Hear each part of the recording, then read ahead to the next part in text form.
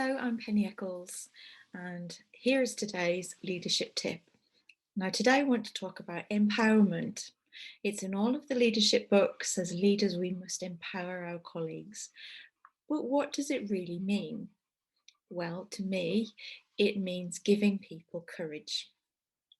I think courage is the best skill that you can have as a leader, to have the courage of your convictions, the courage to talk about your ideas, and the courage to speak out about behaviours that you see that aren't becoming of the organisation and are not in service to your organisation. Um, so, as a leader, how do you encourage courage? And I have a small anecdote here of one of the best leaders I ever had. I'd recently been appointed to a role and I was about to go into a big meeting, but I knew that the topic of conversation was about something that myself and my line manager had slightly different views on.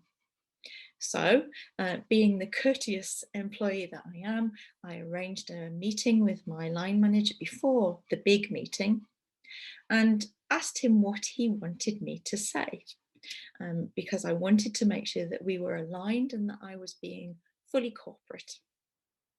And he said to me, Penny, um, the reason we've employed you is because of the skills and the experience that you bring. What sort of a leader would I be if I told you what to say? Even more so if I told you that you had to agree with me. I know that what you will say will be well evidenced and that you'll argue it properly. So I want you to say what you really think. And how empowering that really was for me, not just for that big meeting, but for my career going forward.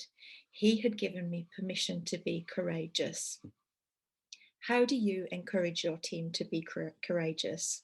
Do you tell them what to say, what to think, how to act in meetings?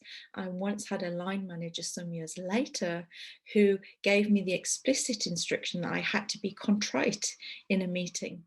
Um, that to me was not empowering at all and affected the way I behaved in that organisation from that point forward.